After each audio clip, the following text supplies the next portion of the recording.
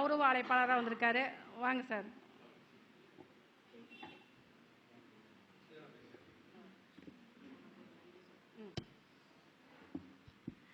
இப்போ நம்ம ஜாமக்கோல் பிரசனம் லைவாக 2 பேர் கேள்வி கேட்டிருக்காங்க. அவங்க தொடர்ந்து வந்து நேரலை பார்த்துட்டு வாங்க. அடுத்து வரக்கூடிய நம்ம தாந்திரிக சக்கரவர்த்தி அவங்களுக்கு வந்து ஒரு கடன் நிவர்த்தி பரிகாரம் ஒன்று சொல்லுவாங்க. அதே போல் இப்போ ஐயாவை வந்து நம்ம வருக வருக என வரவேற்கிறோம். சிவகாசியிலேருந்து நம்மளுக்கு வந்திருக்க நம்மளுடைய ஐயா அவர்களுக்கு மிக்க நன்றியை சொல்லிக்கிறோம். அவங்கள வருக வருக என வரவேற்கிறோம். அவங்க வந்து அவங்களுடைய கருத்துக்களை பரிமாறுவாங்க. வாங்க ஐயா. இன்று பிறந்தநாள் வாழ்த்துக்கள் நாங்கள் சொல்லிக்கிறோம். பிறந்த நாளை முன்னிட்டு ஐயா அவர்களுக்கு கேக் வெட்ட போகிறோம். அதனால் எல்லாரும் கொஞ்சம் காத்திருங்க. ஐயா பேசி முடித்ததையும் நம்ம கேக் வெட்டு கொண்டாடிடலாம். நன்றி. வணக்கம். வாழ்கோளமுடன். குரு வாழ்க, குருவே துணை. இந்த 8வது கருத்தரங்கம் இது இல்லையா? 8 நாளே ரகசியங்கள் ரொம்ப புதைஞ்சு இருக்கக்கூடிய ஒரு விஷயம். 8. அப்போ இங்கே வந்திருக்கவங்களுக்கு இல்லாட்டி இந்த நிகழ்ச்சியை பார்த்துக்கிட்டு இருக்கிற உலகம் முழுக்க இருந்து பார்த்துக்கிட்டு இருக்கிற எல்லாருக்கும் சில ரகசியங்கள் கிடைக்கும். அவங்க தெரிஞ்சோ தெரியாமலோ கடனை அடைக்கிறதுக்கு கொஞ்சம் பரிகாரம் சொல்லுங்கன்னு கேட்டாங்க. அது நான் கொஞ்சம் எழுதி வச்சுருக்கேன். அது கடன் அடைக்கிறதுக்கும் சொல்லியிருக்கேன். சில சமயம் ஒருத்தட்ட நீங்கள் கடன் வாங்கினே அவனுக்கு அடிமையாகவே மாறிடுவோம். அதுக்கும் காரணம் இருக்குது. சில சமயம் நீங்கள் அடகு வைக்கக்கூடிய தங்க நகையெல்லாம் பார்த்தீங்கன்னா உங்களால் திருப்பவே முடியாது. நீங்கள் கிராமத்தில் பார்த்தீங்கன்னா அது தெரியும். இங்கே கிடையாது. டவுனில் அது செய்வாங்களான்னு எனக்கு தெரியாது. பட் கிராமத்தில் அது செய்வாங்க. உங்கள் நகையை நீங்கள் அடகு வைக்க கொடுத்தீங்கன்னா அவங்க கொண்டு போய் உள்ள வீட்டில் புளிப்பானையில் வச்சுருவாங்க. இந்த புளி வச்சுருக்கோம் இல்லையா, அந்த பானைக்குள்ள வச்சுருவாங்க. வச்சுட்டாங்கன்னா அந்த நகையை திருப்ப முடியவே முடியாது. அதே மாதிரி உப்பு பானைக்குள்ள வைக்கிறது சில விஷயங்கள். உப்பு பானை புளிப்பானைகளை வச்சுட்டாங்கன்னா அதை திருப்பி வாங்க முடியாது அவங்களால. அது மாதிரிலாம் இருக்குது. அவங்ககிட்ட வாங்க முடியாதுங்க. இல்லை அப்படி கிடையாது. அதை திருப்ப முடியாதே சூழ்நிலை வந்துடும். அந்த நகை ஆமாம், அந்த நகையை திருப்ப முடியாது. அந்த நகை அவங்களுக்கே சேர்ந்துடும்.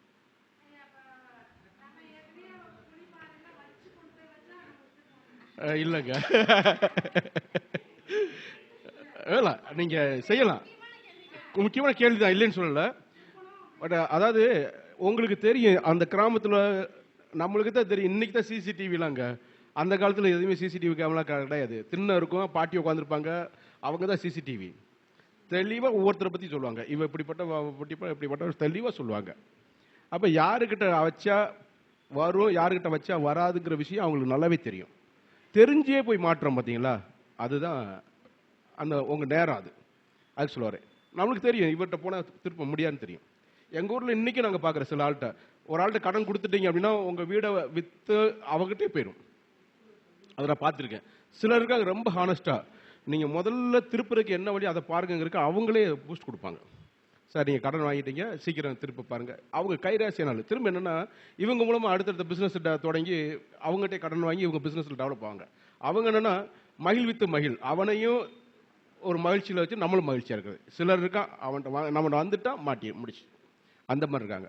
ஸோ அது கடன் கொடுக்குறதுலையும் அந்த டெக்னிக் இருக்குது, கடன் வாங்குறதுல அந்த டெக்னிக் இருக்குது. அதான் விஷயம். அதை செக் பண்ணிட்டு பண்ணணும். வாங்கக்கூடாத நாட்கள் இருக்குது முதல்ல, அதிலேயே நம்ம தெரியாமல் மாட்டிடுறோம், அவசர தேவைக்கு மாட்டிடுறோம். ஒரு நாள் பொறுக்கலாம். ஆனால் உயிர் போகிற விஷயம் இருக்கும்போது அதை பார்க்க முடியாது. அது அன்எவிட்டபிள்னு சொல்லுவோம். அது தவிர்க்க முடியாத ஒன்றுனா தவிர்க்க முடியாத விஷயம் நடந்தாகணும். ஸோ பார்ப்போம். நான் சின்ன சின்ன விஷயங்களாக சொல்கிறேன். சின்ன சின்ன விஷயமா அங்கங்கே தொட்டு போகிறேன். ஏன்னா அவங்க இந்த வாழ்வியல் பரிகாரம் இது மாதிரி தான் கேட்டிருக்கீங்க, அதுக்காக சொல்கிறேன். சரி, முதல்ல ஒரு சின்ன வாசத்தில் ஆரம்பிச்சிடும். ஒன்று சின்ன விஷயம் எப்படின்னா, ஒரே காம்பவுண்ட் சுவர், அதுக்குள்ளே அண்ணன் தம்பிக்கு சொத்து பிரித்து கொடுப்பாங்க. பார்த்தீங்கன்னா தெரியும். பார்த்தீங்கன்னா தம்பி நல்லா இருப்பார், நான் அண்ணன் எப்பயுமே சோடையா, அதாவது நல்லா இருக்க மாட்டார், அவர் தாழ்ந்து போய்கிட்டே இருப்பார். அதுக்கு முக்கியமான காரணம் என்னென்னா, எப்பயுமே தம்பிக்கு சொத்து பிரிக்கும் போது அதாவது வடக்கும் கிழக்கும் சார்ந்த இடத்த தான் பிரித்து கொடுப்பாங்க. அது வந்து லாப பாகம்னு சொல்லுவாங்க. தெற்கும் மேற்கு வந்து நட்ட பாகம்னு சொல்லுவாங்க. அது அண்ணனுக்கு போயிடும். தம்பிக்கு வந்து இந்த லாப பாகம் வந்ததுனால இந்த சொத்து பிரிச்சுக்க தம்பி நல்லா இருப்பார், அண்ணன் வந்து மாட்டிடுவார். அப்போ இதுக்கு ஒரு தீர்வு என்னன்னா, அந்த காம்பவுண்ட் சுவரை பிரிக்கணும்.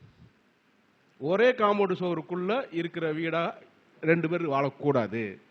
தனித்தனி காம்பவுண்ட் சுவர் போட்டாங்கன்னா அண்ணனும் நல்லா இருப்பார், தம்பி நல்லா இருப்பார்.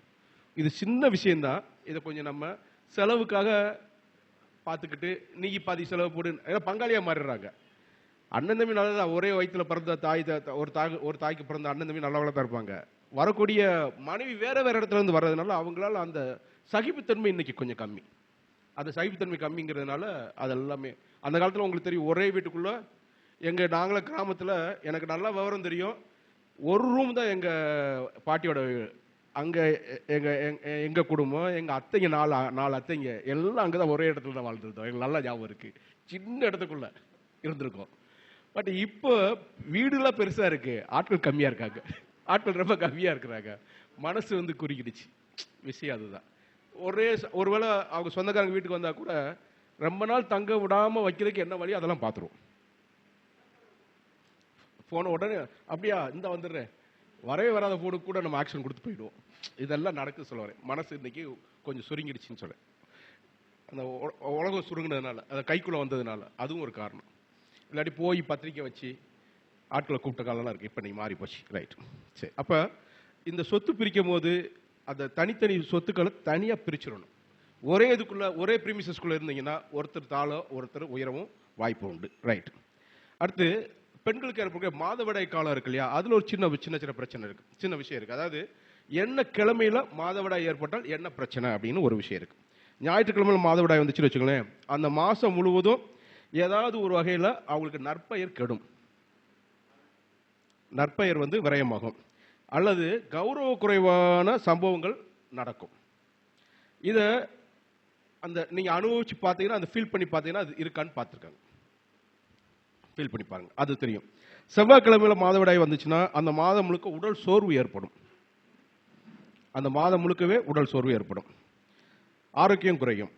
வெள்ளிக்கிழமை மாதவிடாய் ஏற்படுச்சுன்னு வச்சுக்கோங்களேன், செல்வ வரத்து சந்தோஷம் குறைந்து காணப்படும், செல்வ வரத்து குறையும். வெள்ளிக்கிழமை மாதவிடாய் ஏற்படும் காலத்தில் அவங்களுக்கு செல்வ வரத்து குறையும். அடுத்து சனிக்கிழமை அந்த மாதம் முழுக்க, அதாவது பொருளாதார தடை, அதாவது தரித்திரம் சொல்லக்கூடாது, சாப்பாடு கூட கஷ்டப்படக்கூடிய சூழல் வரும் அப்படின்னு சொல்றாரு. இந்த இதோட சேர்ந்து மேல சொன்ன இந்த ஞாயிற்றுக்கிழமை வெள்ளிக்கிழமை இதுக்குரிய பலனும் கலந்து நடக்கும். இந்த சனிக்கிழமை வரும்போது திங்கள் புதன் வியாழன் இந்த 3 கிழமைகள் வந்துச்சுன்னா அது பிரச்சனை இல்லைன்னு சொல்றாங்க. ஒருவேளை இந்த காலத்துல நீங்க அந்த வீட்டை விட்டு வெளியே போகக்கூடிய சூழல்லாம் ஏற்பட்டுச்சுன்னா தலைக்கு குளிச்சுட்டு வெளியே போகணும்னு சொல்லுவாங்க. அப்படி வெளியே போகும்போது அந்த தலை வாசப்படியை மிதிச்சு போகக்கூடாது, அதை தாண்டி போகணும்னு சொல்லுவாங்க. ஏன்னா அந்த காலத்தில் உங்களுக்கு தெரியும், அந்த ரூம் தனியாக ஒரு ரூம் வச்சிருவாங்க, அவங்க அந்த உலக்கையெல்லாம் முன்னாடி போட்டு வைப்பாங்க. இப்போ அந்த மாதிரி இது இல்லை. அதுக்கு சில விஷயம் நம்மளும் மாறிக்கிட்டோம், காலத்துக்கு தகுந்த மாற்றமும் வந்துருச்சு. ஸோ இந்த மாதிரி வாயில் படியை நீங்கள் தாண்டி வெளியில் போக வேண்டிய சூழல் இருந்துச்சுன்னா ஒரு உப்புக்கல்ல வாயில போட்டுட்டு அந்த மென்னுட்டு தான் வெளியில் போகணும். சில வாயில் படியை மிதிக்காமல் போகணும். அப்புறம் இந்த மாதிரி சூழ்நிலை வந்ததுனால இதை நிவர்த்தி செய்யறதுக்காக 5 நாள் கழிச்சு நந்திகேஸ்வரரை வணங்கி வரணும்னு சொல்றோம். வணங்கி வந்தீங்கன்னா நம்ம சொன்ன அந்த மேல சொன்ன பலன், இந்த தரித்திரம் இது மாதிரியான விஷயங்கள்லாம் நடக்காம இருக்கும். அப்போ இந்த நாட்களை நீங்க கவனத்தில் எடுத்துக்கிட்டு இந்த வேலையை செஞ்சுக்கோங்க, நல்லது நடக்கும். சரி, ஒருத்தர் வாழ்க்கையில வணங்க வேண்டிய தெய்வம் என்னன்னா 9 தெய்வம் சொல்றோம். அந்த 9 தெய்வம் என்னென்ன அப்படின்னா, அதாவது விநாயகர் மும்மூர்த்திகளும் 30 தேவியர் தவிர்த்து, விநாயகர் மும்மூர்த்திகள் 30 தேவியர் தவிர்த்து குலதெய்வம் மொத்தம் 9 பேர்ல ஒருத்தர் குலதெய்வம், 2வது பித்ருக்கள் தெய்வம், அதாவது முன்னோர்கள் சொல்லக்கூடிய பெற்றோர். அதுங்க என்னன்னா, பெற்றோரை இப்ப நம்ம எப்படி தெய்வம் எடுத்துக்கணும்னா அவங்களோட பாத பூஜை பண்றதுக்காக, எந்த ஒரு நல்ல காரியத்தை தொடங்குறதுக்கு முன்னாடி பெற்றவங்களுக்கு பாத பூஜை பண்ணிட்டு அந்த வேலையை செஞ்சீங்கன்னா நல்லா இருக்கும். இன்னைக்கு அந்த மாதிரி பெற்றவங்க இருக்கிறாங்கிறது ஒரு சந்தேகம் தான், இருந்தால் அந்த வேலையை செஞ்சுக்கிறது போறது நல்லது. அப்புறம் லக்ன தெய்வம், ராசியோட தெய்வம், நட்சத்திர தெய்வம், தசா தெய்வம், புத்தி தெய்வம், அந்தர தெய்வம், இந்த 9 முக்கியம்.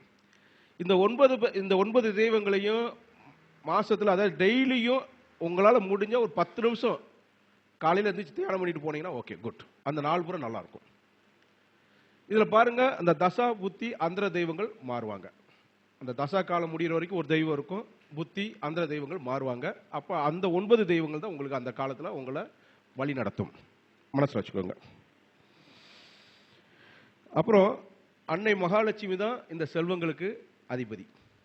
அப்ப அதாவது உங்களுக்கு என்ன தேவையோ, ஒரு விஷயத்தை அடையணும் அப்படின்னா அந்த அடையக்கூடிய விஷயத்துக்கு ஒரு தெய்வம் வந்து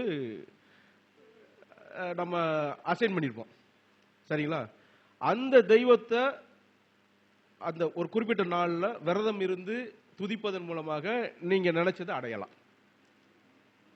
சரிங்களா?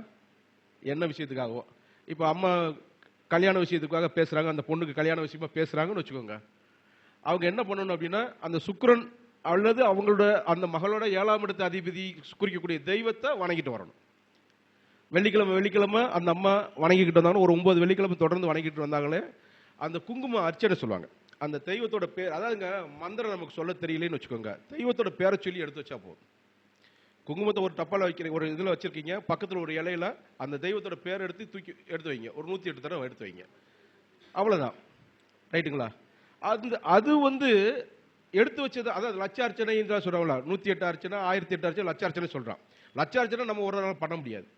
அதில் மொத்தமாக ஒரு 100 பேர் 1000 பேரை உட்கார வச்சு ஒரு நான் 100 தடவை சொன்னேன்னு வச்சுக்கோங்க, லட்சமா போயிடும். அதான் லட்சார்ச்சனை சொல்லக்கூடிய. அப்ப அந்த குங்குமத்தை வச்சுட்டு வந்தீங்கன்னா குறிப்பிட்ட காலத்துக்குள்ள திரும்ப நடந்துடும். நாங்கள் அனுபவபூர்வம் கொண்டு வந்தது. நாங்கள் ஒரு வகுப்பு, தாந்திரிக் பரியா வகுப்பு நடத்துகிறோம் சேலத்தில். யுவராஜ் அவர் நண்பர் இருக்கார், அவர் இடத்துல நடத்துகிறோம்.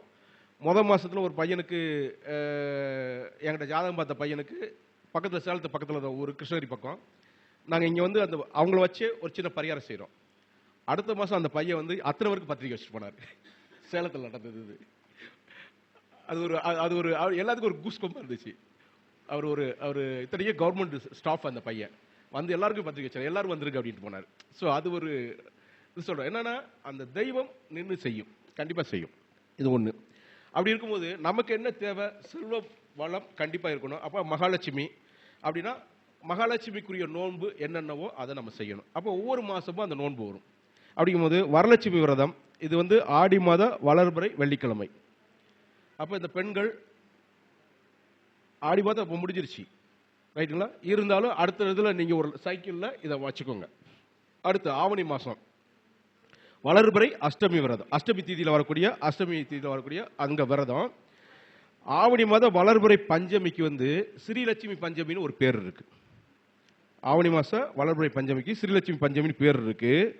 இந்த பஞ்சமியில் ஆரம்பித்து சஷ்டி, சப்தமி, அஷ்டமி வரை 4 நாட்கள் வழிபடணும். வழிபட்டீங்கன்னா மகாலட்சுமி அவங்க கூட சேர்ந்துருப்பான்னு சொல்லுவாங்க. இது ஆவணி மாதம். அப்போ இந்த மாதம் முடிச்சுல, இந்த வருஷம் பூரா அதெல்லாம் கிடையாது. அதுக்கு அடுத்து வரக்கூடிய நாட்களை நம்ம தொடரணும்.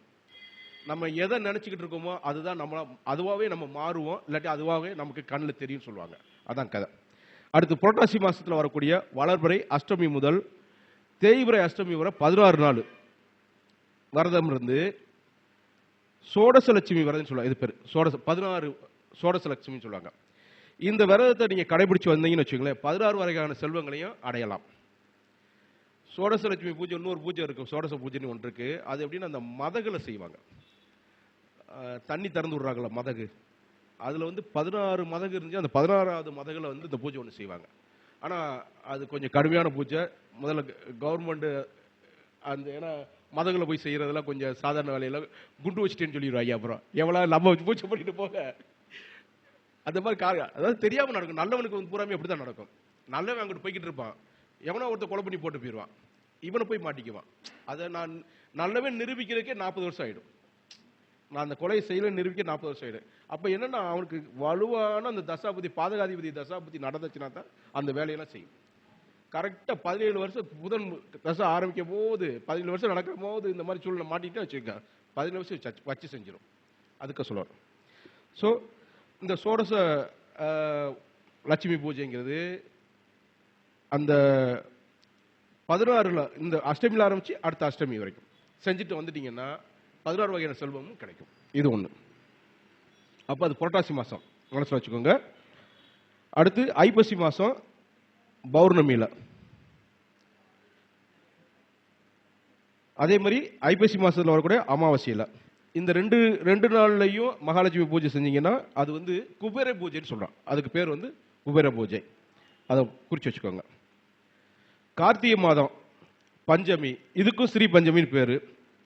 இது லட்சுமி பூஜை செய்ய மிகச்சிறந்த நாள். அப்புறம் ஒவ்வொரு மாதத்தில் வரக்கூடிய பௌர்ணமியும் சத்யநாராயண பூஜை. ஒவ்வொரு மாதத்துலையும் வரக்கூடிய பௌர்ணமியும் சத்யநாராயண பூஜை செய்யணும். செல்வ வளம் பெறதுக்கு சிறந்த நாள். அப்புறம் லட்சுமிக்கு இன்னொரு ஒரு ஒரு பேர் இருக்கு, நாகலட்சுமின்னு பேரு. ஏன்னா அந்த அம்மா பாதாள லோகத்தை ஆளக்கூடியதுனால அந்த அம்மாவுக்கு அப்படி ஒரு சக்தி இருக்கு. அதனால அந்த அம்மா என்னன்னா, நாகதோஷம் உள்ளவங்களுக்கும் அந்த நாக வதை செய்தவர்களுக்கும் அவங்க ரெண்டு பேரையும் விட்டு அந்த அம்மா விலகி தான் இருப்பாங்களாம். அப்போ நீங்க சொன்ன மாதிரி ஒரு பொண்ணுக்கு நாகதோஷம் இருக்கு அப்படின்னு நீங்க முடிவு பண்ணீங்கன்னா அங்க லட்சுமி வாசம் செய்ய மாட்டாங்க. எது வரைக்கும்? அந்த தோஷத்தை நீங்க கழிக்காத வரைக்கும். அப்போ அது கழிக்க வேண்டிய சூழலை நீங்க ஏற்படுத்திக்கணும். அதை பண்ணிட்டீங்க அப்படின்னா அந்த லட்சுமி தேவி நம்ம கூட வருவா அப்படின்னு சொல்லுவாங்க. ஸோ இது நாகலட்சுமி கேட்குறேன். அடுத்து தட்சிணாயன காலம். அவரு கோபி பிரியன் சொல்லும்போது தட்சிணாயன பத்தியில அழகா அற்புதமா சொல்லிட்டு இருந்தார். சின்ன சின்ன விஷயம், ஆனா சின்ன சின்ன விஷயம் சொன்னா ஆனா அற்புதமா சொன்னார். அதுக்கு சொல்ல வரேன். அந்த தட்சிணாயன காலத்துல ஆடி, ஆவணி, புரட்டாசி, ஐப்பசி, கார்த்திகை, மார்கழி இந்த மாதத்துக்கு வந்து அசுர காலம்னு சொல்லுவாங்க. நாகர் காலம், லட்சுமி காலம், சுக்கிர காலம், ஜல காலம் அப்படின்னு சொல்லுவாங்க. இவ்வளவு பேர் அதுக்கு இருக்கு. இந்த காலம் வந்து மகாலட்சுமிக்குரிய விரத நாட்கள். சிறப்பாக கடைபிடிக்கிறவங்களுக்கு வந்து சகல விதமான செல்வங்களும் வந்து சேரும். இந்த தட்சிணாயன காலமே நாகர் காலம் தான். தட்சிணாயனா கீழே இருக்கு, உத்தராயணா மேல, ஊப்பர், உத்தரம் அப்படின்னு சொல்லலாம். நம்ம உத்தரம் சொல்ல மேலன்னு போயிடும். அப்போ உத்தராயண காலம் வேற, தட்சிணாயன காலம். அப்போ தட்சிணாயன காலம் கீழே இருக்கிறதுனால இது வந்து மகாலட்சுமிக்கு உரிய காலம்னு சொல்றோம். ஸோ இந்த காலத்தில் மகாலட்சுமி பூஜை கரெக்டாக கடைபிடிக்கிறவங்களுக்கு செல்வ வளம் பெறும். இது ஒன்று. சில இந்த தலைப்பாக அணிகிறவங்களை பார்த்துருக்கீங்களா? தலைப்பாக அணிஞ்சிச்சின்னா அவங்க ராஜாவுக்கு சமம். ராஜா தான் தலைப்பாக அணிவாங்க. அப்படி தலைப்பாக அணிகிற ஒரு நபர் வந்து இந்த உலகை ஆளக்கூடிய சக்தி படைத்தவராக இருப்பார். நமக்கு எம்ஜிஆர் தெரியும். அவர் எப்பங்க ஆள வந்தார்?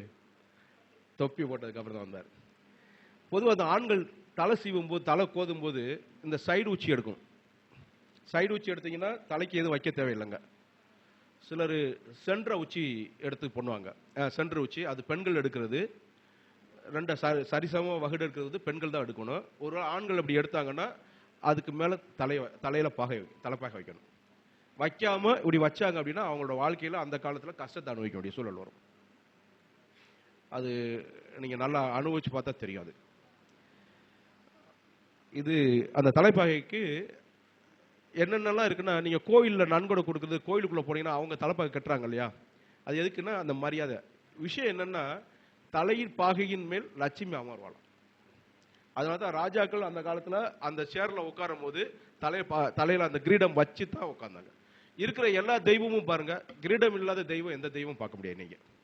காரணம் என்னன்னா அந்த கிரீடத்தில் மேல லட்சுமி அம்சம் இருக்கு. அதனாலதான் அந்த தலைப்பாகை அணிகிறது. ஸோ நீங்க ஏதாவது உங்க ஏரியால அரசியல்ல ஜெயிக்கணும், ஆட்களை வசியம் பண்ணணும் அப்படின்னா அந்த தலைப்பாகை அணிஞ்சு வந்தீங்கன்னா உங்களுக்கு ஈஸியா அவங்கள நீங்க விவேகானந்தர் பாத்தீங்களா? ஈஸியா அவரை நம்ம டக்குன்னு அவருக்கு நம்ம அவர் பேச்சுக்கு நம்ம பாரதியார். நீங்க அந்த தலைப்பாகை, முண்டாசு இவங்கெல்லாம் பாருங்க, நல்லா பாருங்க, அவங்க பூரா நம்மளை ஆட்சி செஞ்சவங்களா இருப்பாங்க. யோசிச்சு பாருங்க தெரியும். நேருஜியை நினைச்சு பாருங்க, எம்ஜிஆர் நினைச்சு பாருங்க. எப்படி மேடம்? கட்டின நல்லது மேடம். எங்க ஏரியால ஒரு கொத்தனார் இருக்காரு மேடம். அவர் வந்து எப்பயுமே தலையில துண்டை கட்டி தான் இருப்பாரு. வேலை பார்த்தீங்கன்னு வச்சுக்கோ, சும்மா இருந்தா கூட வேணான்னு சொன்னா கூட அவர் தேடி தேடி வேலை வரும். நீங்க தான் அந்த வீட்டு வேலையை செஞ்சு கொடுக்கணும்னு வருவார். ஐயோ விடுங்கயா பாரு, கேட்க மாட்டாங்க. அந்த தலைப்பாகைக்கு அவ்வளோ பவர் இருக்கு. அந்த பாருங்க இல்ல அது தலைப்பாக கட்டு அவங்க அந்த அந்த சமூகத்தை சேர்ந்தவங்க வந்து அந்த தலையில பாக கட்டும். ஆமா ஆமாங்க. நீங்க இந்த சடுகு அவங்கள பாருங்க, என்னன்னா அந்த மேல உட்காந்துக்கிட்டு அவங்க வாக்கு சொல்றது தலைப்பா. அந்த தலைப்பைக்கு அவ்வளவு பவர் இருக்குங்க. அது நம்ம சில அதாவதுங்க சில விஷயங்கள் செய்வது, நல்ல காரியம் தீய காரியம் பண்ணும்போது மாப்பிள்ளை அழைப்பு, பெண் அழைப்புக்கெல்லாம் பாருங்க, மாப்பிள்ளை பெண்ணைய இதுக்குள்ள கொண்டு வராங்க. அந்த ஒரு இதுக்குள்ளதான் கொண்டுட்டு வருவாங்க. அதுல என்னென்ன மேல அது வச்சு அதெல்லாம் சில விஷயங்கள் தீய சக்திகள் நம்ம வந்து அண்டாம இருக்கிறதுக்கு தான். அதே தான். ஆமா, மாப்பிள்ளைக்கு கொடை பிடிச்சிட்டு வருவாங்க, அந்த வேஷ்டியை பிடிச்சிட்டு வருவாங்க. நான் சொல்ற நல்லது கெட்டது ரெண்டுக்குமே இருக்கு. அந்த நீர் எடுத்துட்டு வருவாங்க அந்த அந்த கெட்ட காரியத்துக்கு. அப்பெல்லாம் பாத்தீங்கன்னா மாமே மச்சா வந்து அதை தூக்கிட்டு வருவாங்க, அந்த இதை வச்சுட்டு வருவாங்க. அதுக்குள்ள அவங்க வரணும். அங்க வந்து சகோதரன் எடுத்துட்டு வர மாட்டான், மாமே மச்சா தூக்கிட்டு வருவாங்க. ஸோ சில விஷயங்கள் அது பெரியவங்க சொன்னதெல்லாம் கரெக்டாக தான் இருக்காது. நம்ம தான் ஃபாலோ பண்ணுறத இன்னைக்கு இதெல்லாம் விடு இதெல்லாம் விடு அதெல்லாம் அவன் அனுபவிக்கிறது கூட கஷ்டம். அதுதான் விஷயம். ஸோ தலைப்பாய்க்கு இவ்வளோ பவர் இருக்கு.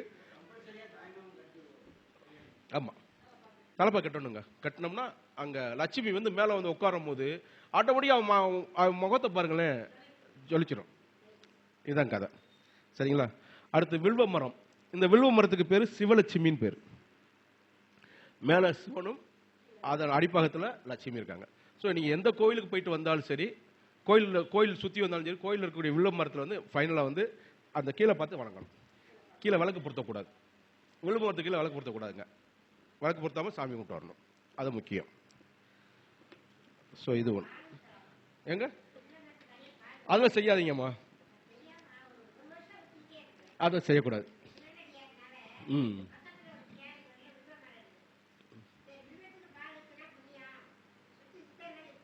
ம் ம் சரி.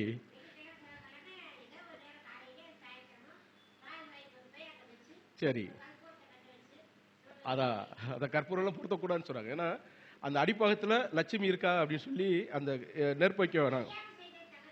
தெரியாம செஞ்ச தவறு அதாங்கம்மா. அது பேர் சரணாகதி தத்துவம் சொல்லுவோம். ஆமா ஆமா. இனிமே இன்னைக்கு கொஞ்சம் தெரிஞ்சு, ஆமா, தெரியாம செய்யறது தவறு, தெரிஞ்சே செஞ்சா தப்பு. அதுதான் ரைட்டு.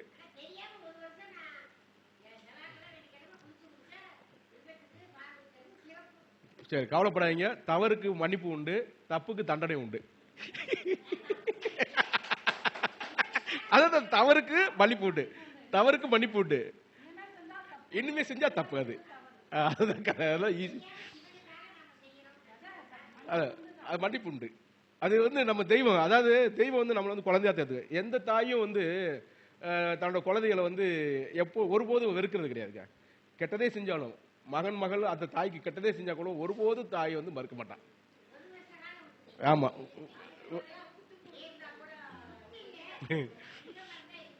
இல்ல சரி, ஓகே, சரி. அடுத்து ஒரு முக்கியமான ஒரு விஷயம் சொல்றேன், கேளுங்க. அந்த அஷ்டலட்சுமி சொல்லுவாங்க இல்லையா, இந்த லட்சுமி தான் இருக்கிறது 8 வகையான சக்தி இருக்குனால அவங்களுக்கு ஒரு தனலட்சுமி, தானியலட்சுமி, தைரியலட்சுமி, வீரலட்சுமி, வித்யாலட்சுமி, கீர்த்திலட்சுமி, விஜயலட்சுமி, ராஜ்யலட்சுமின்னு 8 பேர் இருக்கு. 8 சக்தி ரூபமா இருக்காங்க.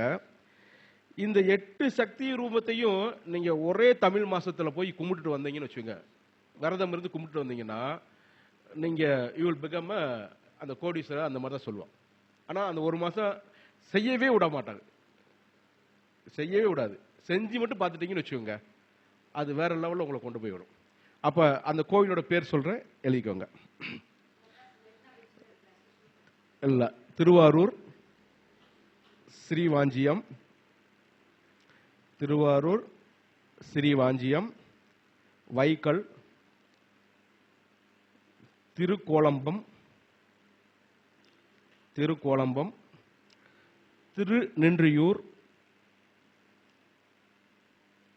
திருநின்றியூர், மாயூரம், திருமருகல், திருப்புகலூர். இந்த 8 ஊர். இந்த 8 ஊர்லயும் சிவபெருமான் இருக்காங்க. இந்த 8 ஊர்ல உள்ள சிவபெருமானையும் லட்சுமியும் வணங்கிக்கிட்டு ஒரே மாசத்துல, ஏதாவது ஒரு தமிழ் மாசம் எடுத்துக்கோங்க, அந்த மாசத்துல கொஞ்சம் விரதம் இருங்க.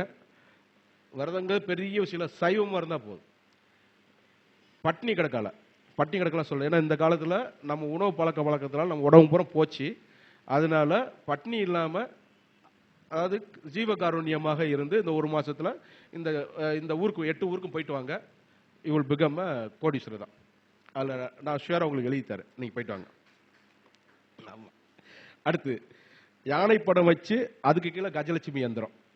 யானை படம் அதுக்கு கீழே கஜலட்சுமி யந்திரம். குதிரை படம் அதுக்கு கீழே அஸ்வலட்சுமி யந்திரம். பசுவோட படம் அதுக்கு கீழே கோலட்சுமி யந்திரம். இந்த 3ஐயும் ஒருத்தவங்க வீட்டில் கிழக்கு பார்த்து வச்சு நீங்கள் சாமி விட்டு வந்தீங்கன்னா உங்கள் வீட்டில் வற்றாத செல்வம். சொல்கிறேங்க. யானை படம் அதுக்கு கீழே கஜலட்சுமி யந்திரம். குதிரை படம் அதுக்கு கீழே அஸ்வலட்சுமி யந்திரம். அந்த அசுவ அது சொல்லுவாங்களா, அந்த அதான்.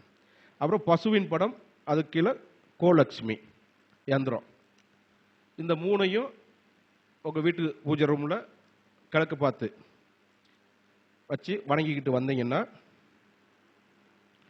செல்வம் பெருகும். இது வந்து அரசர்கள் பயன்படுத்திய ஒரு ரகசியம்.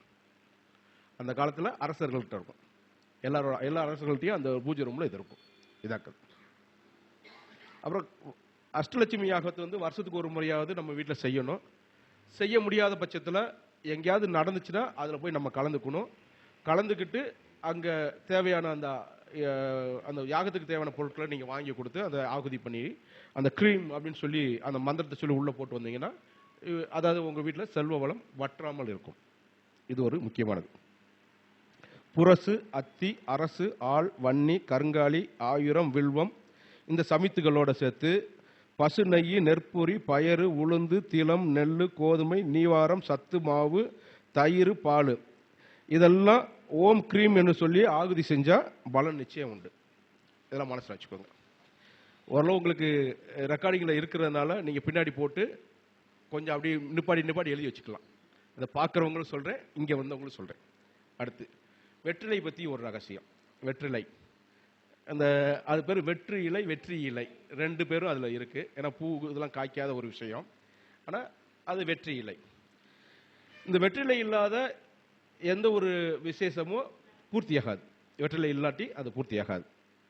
இதுக்கு எந்த வெற்றிலையாக இருந்தாலும் அதுக்கு பேர் லட்சுமி அம்சம், மகாலட்சுமியோட அம்சம் தான் இந்த வெத்தலை.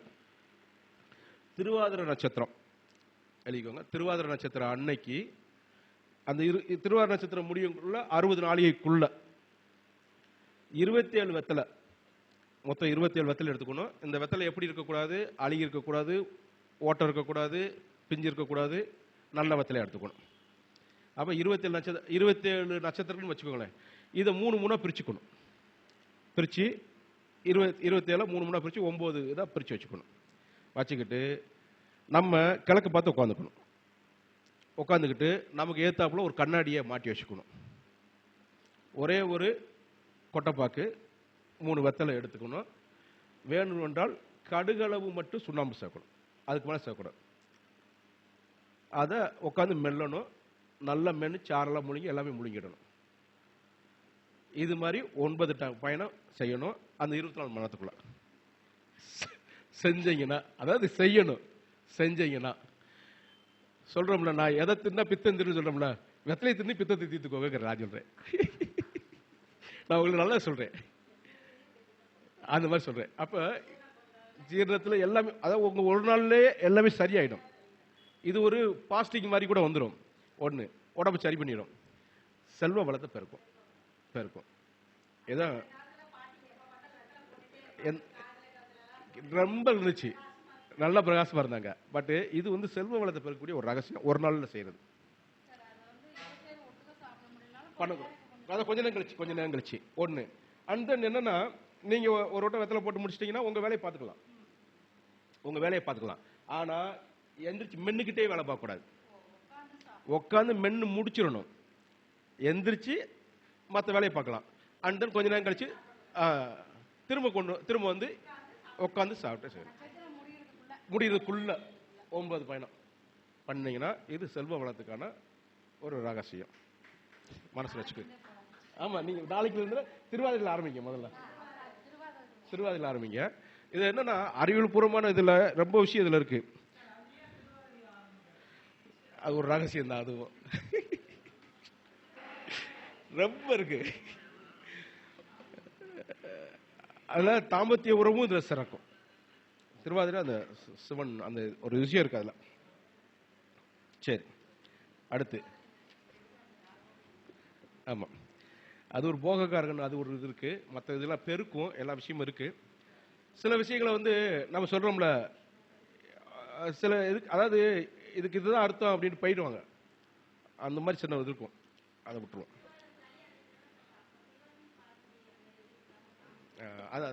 இதெல்லாம் அதுலதான். இதுல என்னன்னா, இந்த வெத்தலை போடும்போது ஒரு ரூல் இருக்கு. என்ன ரூல் அப்படின்னா, நீங்க மெல்லும் போது வேற என்ன வரக்கூடாதுங்கிறதுக்காக, நீங்க சைவராக இருந்தால் அர்த்தநாரீஸ்வரரையும், வைணவர்களாக இருந்தால் ராதாகிருஷ்ணனையும் நினைச்சுக்கிட்டே போட சொல்லுவோம். போட்டுட்டு இந்த கண்ணாடி எதுக்கு அப்படின்னா செவந்துருச்சா அப்படின்னு பாக்குறது. உங்களுக்கு ஒரு விஷயம் தெரியுங்களா, வரலட்சுமி நோன்பு இருக்க போறாங்கல்ல, வரலட்சுமி நோன்பு பெண்கள் இருக்காங்க இல்லையா, அதுக்கு ஒரு ரூல் இருக்கு. யாருக்கு ரொம்ப பேருக்கு தெரியாது. வரலட்சுமி நோன்பு எல்லாமே செஞ்சிடறாங்க, செய்யக்கூடாது. முறப்பறை எப்படின்னா அவங்க என்ன செய்வாங்கன்னா சுண்ணாம்பு கலக்காத வெத்தலையை போட சொல்லுவாங்க பெண்களை. செவந்துச்சுன்னா மட்டும்தான் அந்த வருஷம் அவங்க அந்த வரலட்சுமி நோன்பு செய்யணும். சுண்ணாம்பு கலக்காத வெத்தலையை போட்டு அவங்க மென்னதுக்கு அப்புறம் செவந்துக்கா பார்க்க சொல்லுவாங்க. பார்த்துருக்கு செவந்து இருக்கு அப்படின்னா வரலட்சுமி நோன்பு செய்யலாம். பாக்கு பாக்கு வெத்தலையும் அதுல செவக்கணும். சுண்ணாம்பு போடாம இவங்க மெல்லணும். செவந்துச்சு அப்படின்னா உனக்கு டிக்கெட் உள்ள போல அந்த பூஜை செய்யலாம். இல்லைன்னா இந்த வருஷம் உனக்கு இல்லை. அதுதான் அது. அந்த நான் என்னோட இதுல அதை ஒரு ரூலா எழுதி வச்சிருக்கேன். வரலட்சுமி நோன்பு எல்லாருமே செய்யறது இல்ல, செய்யறதுக்கு இந்த ரூல் இருக்கு. அந்த அவங்க செய்வாங்க, சொல்லுவாங்க இந்த ரூல் இதை போட்டா உனக்கு வந்துச்சுன்னா இந்த வருஷம் நீ செய், இல்லைன்னா எவரா செய்யற இடத்துல நீ போய் கலந்துக்கோ, நீங்க செய்யாத. செய்யறவங்க அந்த ரூலை ஃபாலோ பண்ணணும். அதுதான். ஸோ அது நம்ம ரொம்ப பேருக்கு தெரியல, அதாவது அறியாம, இல்லாட்டி நம்மளுக்கு அந்த ரூல் தெரியல அதனால வச்சிருக்கோம். தெரிஞ்சிச்சுன்னா ஓகே. இதான் சரி. அடுத்து வெத்தலைய வந்து நம்ம இது கொடுக்குறோம், நம்ம தாம்பூலம்னு ஒன்று கொடுக்குறோம் இல்லையா. அப்படி தாம்பூலம் கொடுக்கும்போது பகல் நேரத்தில் மட்டும்தான் வெத்தலைய யாருக்கும் நீங்க தானமாகவோ இந்த தாம்பூலத்தை கொடுக்கணும். இரவுல கொடுக்கவே கூடாது. அப்ப இன்னைக்கு பாருங்க, இரவுல சில கிராமங்கள்ல சில நகரங்களையும் சரி அவங்களோட சௌகரியத்திற்காக அந்த அந்தி பொழுதுல தான் சில விசேஷங்கள் வைக்கிறாங்க. என்ன ரிசப்ஷனு, சடங்கு, இது மாதிரியான விஷயங்கள்லாம் வைக்கிறாங்க. வைக்கும்போது அவங்களுக்கு வெத்தலையை கொடுக்குறாங்க. நீங்களே ஆப்பசைத்த குரங்கு போல் உங்களுக்கு நீங்களே வச்சுக்கிட்ட ஆப்பு. தரித்திரம் அந்த விசேஷத்துக்கு அப்புறம் அவனோட வாழ்க்கை தர குறைஞ்சிருங்க. யார் நைட்ல விசேஷம் வச்சு அந்த வெத்தலையை வந்து தானமா கொடுத்தவனுக்கு வந்து செல்வம் போயிடும். பகல்ல கொடுத்தீங்கன்னா அவங்களோட ஆசீர்வாதம் கிடைக்குறான். அந்த வாங்கணுன்ற ஆசீர்வாதம் நமக்கு கிடைக்குமா? பகல்ல தான் கொடுக்கணும், இரவுல கொடுக்க கூடாது. ஸோ வெத்தலை கொடுக்கறதுல இவ்வளவு விஷயம் இருக்கு, வச்சுக்கோங்க. ஆமா, ரொம்ப முக்கியம். அடுத்து நீங்க ஏட்ட ஒரு ரிக்வெஸ்ட் வச்சீங்க சார் அந்த கடனை தீர்க்கிறதுக்கு, அது இதே வெத்தலை தான். 6 வெத்தலை, ஒரு கொட்டைப்பாக்கு. இந்த 6 வெத்தலைய 3 பிரிச்சுக்கணும் கீழே. அதாவது எப்படின்னா, இன்னைக்கு நீங்க வாங்கிட்டு வர சம்பளம் இருக்கு இல்லையா, இந்த சம்பளத்தை கீழே 3 வெத்தலை, நடுவில் சம்பளம், மேல ஒரு வெத்தலை, ஒரே ஒரு பாக்கு வச்சு 24 மணி நேரம் நம்ம பூஜை ரூம்ல வச்சிடணும். அடுத்த 24 மணி நேரம் கழிச்சு தான் நீங்க எடுக்கணும். எடுத்ததுக்கு அப்புறமா இந்த பணத்தை நீங்க வாங்கின கடனுக்கு கொடுக்குறீங்கன்னு வச்சுக்கோங்க, உங்க கடன் உடனே அடையும், மிக சீக்கிரம் அடையும். பட் இதுல ஒரு சின்ன விஷயம் என்னன்னா, இது செவ்வாய்க்கிழமையாக இருந்து இது செய்யணும், செவ்வாய்க்கிழமையில செய்யணும். இதுல ஒரு விஷயம் என்னன்னா, ஒரு நாள் வச்சிருந்து எடுத்து பண்ணிக்கலாம், 3 நாள் கூட வச்சிருக்கலாம், 3 நாளும் வச்சிருந்துக்கலாம், இல்லாட்டி ஒரு நாள் மட்டும் வச்சிருக்கலாம். ஒருவேளை கடன் அடைக்கிற மாதிரி சூழல் வந்துச்சுன்னா, இந்த செவ்வாய்க்கிழமையில நீங்க வச்சீங்கன்னா அந்த பணத்தை எடுத்ததுக்கு அப்புறம் அடுத்த செவ்வாய்க்கிழமையில அந்த பணத்தை அடைச்சி கடனுக்கு கொடுத்தீங்கன்னா அது மிக சீக்கிரம் அடையும். இது ஒரு விஷயம். இப்போ இந்த பணம் இருக்கு இல்லையா, நீங்க யாருக்கா கடன் கொடுத்தீங்கன்னு வச்சுக்கோங்க, அவன் உங்களுக்கு வாழ்நாள் கடன்காரன். நான் சொன்ன பாருங்க, புளியில வைக்கிறது உப்புல வைக்கிறது, அது மாதிரி இது ஒரு கதை. நீங்க யார்கிட்ட கடன் வாங்குனீங்க, அவன்கிட்ட இருந்து உங்களால திரும்ப முடியாம இருக்குன்னு சொல்றீங்க இல்லையா, அதுக்கு முக்கியமான காரணம் இதுவும் ஒரு காரணம். இது ரகசியம். அது சிலருக்கு மட்டும்தான். அவங்க அதை தேடி தேடி வச்சுக்கோங்க. நம்ம இந்த பணம் கிடைக்கணும் என்ன தேடி தேடி அலையிறான்ல, அவனுக்கு இது கிடைக்கும். அப்போ நீங்க அண்ணனை வந்து எனக்கு அடிமையாக்கணும், லைஃப் டயத்துக்கு அடிமையாக்கணும் முடிவு பண்ணிட்டேன்னு வச்சுக்கோங்க. நான் மேலே கீழே வெத்தலையை வச்சு செவ்வாய்க்கிழமை வச்சுட்டு அடுத்த செவ்வாய்க்கிழமை அண்ணனை கூப்பிட்டு நான் இந்தாங்க கொடுத்துட்டேன்னு வச்சுக்கோங்க, இவர் வாழ்நாள் முழுக்க கடனை அடைக்க முடியாது. திரும்ப ஒருவேளை அடைச்சாலும் திரும்ப திரும்ப நீங்க பஜாஜ் இன்சூரன்ஸ் பஜாஜ்ல வந்து ஒரு கடனை வாங்கிட்டீங்க, அடைச்சு விட்டீங்கன்னா உங்களை உடைய தூங்கவே விட மாட்டான்.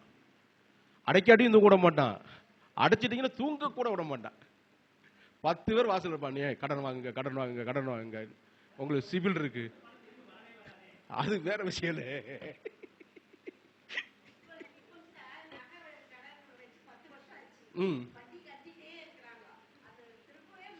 இந்த பரிகாரத்தை ஒரு விட்ட செஞ்சு பார்க்க சொல்லுங்க. இதுல அதான் சொல்லல, கட்டி மலையை இழுக்கிறோம், கட்டி மலை இழுக்கிறோம், வந்தா மலை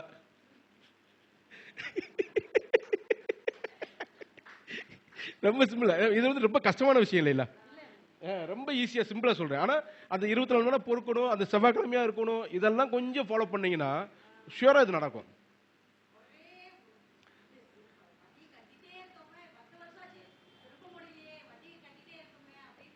இதை ஒரு ட்ரை பண்ணி பார்க்க சொல்லுங்க. அவங்களே செவ்வாய்க்கிழமை அந்த வெத்தலையை வச்சு மறு செவ்வாய்க்கிழமை எடுத்து நம்ம அந்த வட்டியில ஒரு சில தொகையை கட்டினா கண்டிப்பா இது ஆமா, அதாவதுமா ஒரு நாள் வச்சிருந்தா கூட போதும், இல்லாட்டி 3 நாள் வச்சிருக்கலாம், எடுத்துக்கலாம், எடுத்து உங்க பீரோவில் வச்சிருது. இப்ப இந்த பணத்தை வச்சு தான் உங்க கடன் அடைக்கிறது ஒண்ணு, இல்ல யாருக்கா கடன் கொடுக்கறது. ஆனா அவன் அது செய்யக்கூடாது, பாவச் செயல். நம்ம கடன் அடைச்சா போதும். ம், அதுதான் இன்னொரு ஒரு பாக்கு. ம் ம் ஆஹா, அந்த செவ்வாய்க்கிழமை முடிஞ்சுன்னா புதன்கிழமை காலையில் எடுத்துருங்க, எடுத்து பீரோல வச்சிருங்க. அடுத்த செவ்வாய்க்கிழமை அந்த கடன் காசை கொண்டு போய் கடனை கட்டுங்க.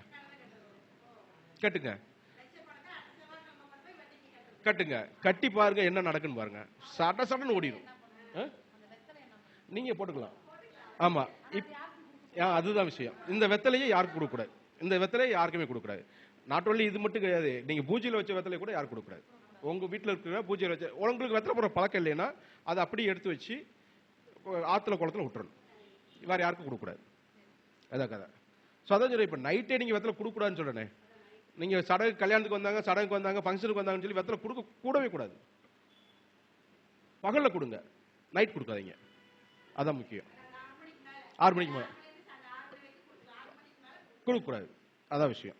ரைட்டுங்களா? என்னங்கம்மா செல்வம் மீனுங்களா? அம்மா மகாலட்சுமிங்கம்மா, உப்பு கொடுக்குறாங்க. ஆமா. ம் ம் ம் ஆமா, அது வேற. அது வந்து அதான் வரலட்சுமி பூஜை கூட நம்ம அதில் செய்யறோம். வெத்தலை பாக்கு இல்லாத ஒரு பை கிடையாது. அதை பகல்ல செய்யுங்கன்னு நான் சொல்ல வரேன்.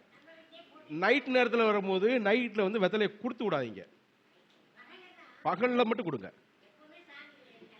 இல்ல நான் சொல்ற பெர்சனலா ஒரு பூஜை நீங்க வைக்கிறீங்க இல்லையா, பெர்சனலா ஒரு வேண்டுதல் வச்சு பண்றீங்க இல்லையா, அந்த அந்த வெத்தலையை வந்து யாரும் கொடுக்க கூடாது. நம்மளோட பெர்சனலுக்காக வைக்கக்கூடிய பூஜைக்கு வைக்கக்கூடிய அந்த வெத்தலையை யாரும் கொடுக்க கூடாது. மற்றபடி இப்ப இந்த வரலட்சுமி பூஜைக்கு வரவங்களுக்கு வெத்தலை பாக்கு வச்சு தான் கொடுக்குறோம். கல்யாணத்துக்கு வரவங்களுக்கு, சடங்குக்கு வரவங்களும் அங்க பூஜை பண்ணி தான் கொடுக்குறோம். ஆமா, கொடுங்க. பகல்ல கொடுங்க, பகல்ல கொடுங்க, பகல்ல கொடுங்க, தப்பு கொடுங்க. அதுக்கு தான் நாங்க என்ன சொல்றோம்னா, வெத்தலை குறைச்சி வச்சு சாமி கும்பிடுங்க. அதாவது வச்சு சாமி கும்பிடுங்க, அந்த 2 வெத்தலை கொடுக்காதீங்க. நீங்க போடுங்க, இல்லாட்டி ஆத்துல விடுங்க. ஆமா, சாமிக்கு பூஜைக்கு வைக்கிற பூவெல்லாம் எடுத்து பையில வைக்கிறீங்களா இல்லையா? குப்பையில போறீங்களா, பையில வைக்கிறீங்களா? எங்க ஊர்ல எல்லாம் நாங்க பையில வச்சுக்குவோம். அடுத்து 1 மாசம் கழிச்சு மொத்தமா கொண்டு போய் ஆத்துல விட்டு வருவோம். ஆறு குளம் ஏதோ ஒண்ணு, அதாவது குப்பையில சேர்க்க கூடாது. இப்ப நாங்க என்ன தெரியுமா பண்றாங்க, அதை பூரா இதை எரிச்சு சாம்பிராணி போக, சாம்பிராணி தயாரிச்சு உங்களுக்கே வந்துருது, சாம்பிராணி தயாரிச்சு உங்களுக்கே வந்துருது.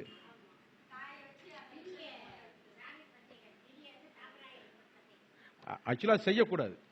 சாம்பிராணியை திரும்பி வரக்கூடாது, கழிவாக தான் போகணும்.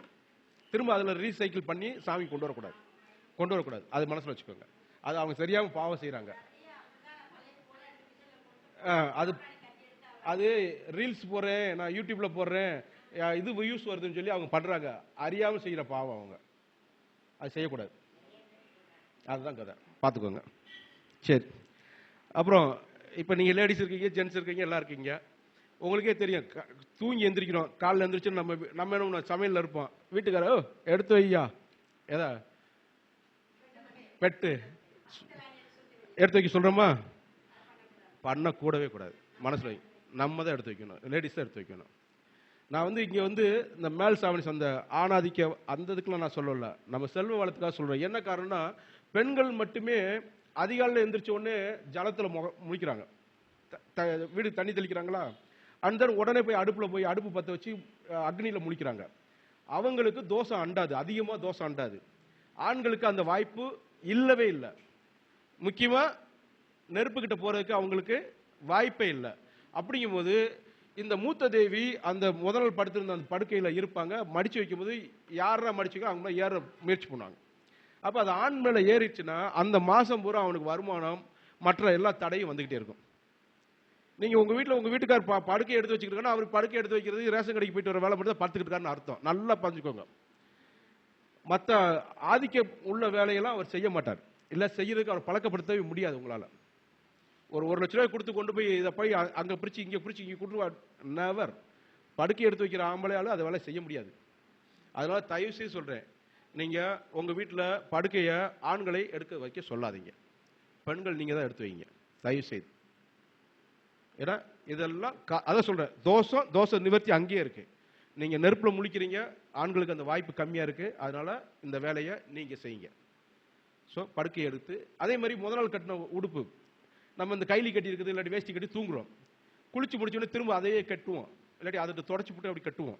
தயவுசெய்து ஆண்கள் அதை செய்யாதீங்க. முதல் நாள் படுக்கையில் பயன்படுத்தின அந்த உடுப்புகளை மறுநாள் உடுப்புறதுக்கு பயன்படுத்தாதீங்க, பயன்படுத்தக்கூடாது. அது மூத்த தேவியோட சகவாசத்துக்கு போயிடுவாங்க. அப்போ நம்மளா மறுநாள் காலையில் அந்த உடுப்பை நீங்கள் உடுத்துனீங்க, அடுத்த நாள் நீங்கள் எந்திரிக்கவே முடியாது உங்களால். அனுபவத்தில் உண்மை, நீங்கள் செக் பண்ணி பாருங்க. சரியா? அலசி போட்டுட்டு ரைட்டு, அட்லீஸ்ட் தண்ணியில் முக்கியாக போட்டுடும், முக்கி போட்டு. ஆமாம், போடக்கூடாது.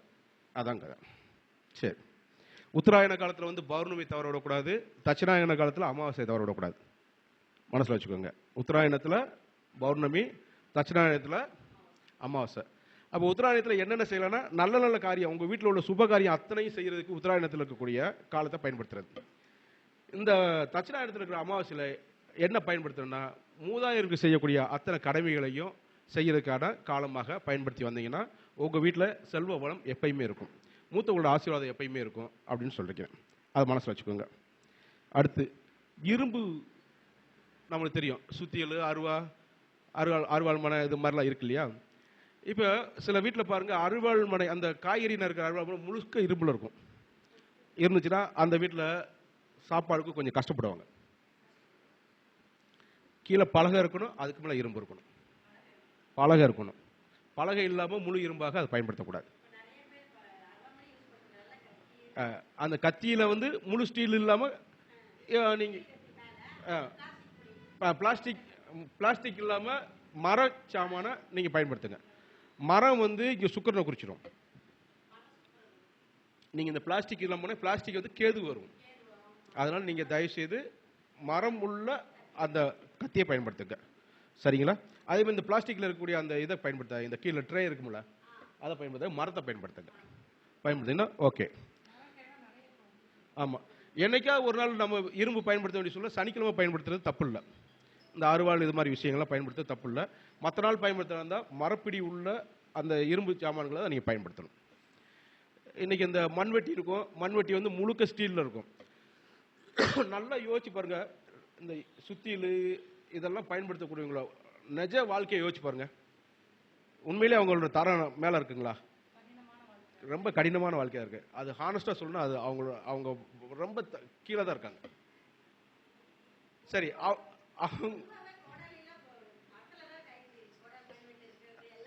ஆமாம். இப்போ இல்லை, இப்போ லேட்டஸ்ட்டாக என்ன வருதுங்க, அதுதான் சொல்ல வரேன். அதனால இப்போ ஃபுல்லு இருக்குது, பயன்படுத்தாதீங்க. அந்த காலத்தில் தெளிவாக தான் பயன்படுத்தாங்க நம்ம ஆளுங்க. அதே தான் காரணம், என்ன மரப்படி இருந்ததுனால. இப்போ மரப்படியை விட்டு போட்டு என்னைக்கு நீங்கள் முழு இரும்பு பயன்படுத்த ஆரம்பிச்சோனோ பயன்படுத்தோடனே அவனுக்கு வந்து பிரச்சனை. ஆமாம் ஆமாம், குரு சனி சுக்கிரன் எல்லாமே இங்கே சேர்ந்துடும். ஆமாம், அதனால முழு சனியை பயன்படுத்துறவங்க என்ன பண்ணா, டெய்லியுமே சூரியனுக்கு நமஸ்காரம் பண்ணாங்கன்னா அவன் தப்பிக்கலாம்.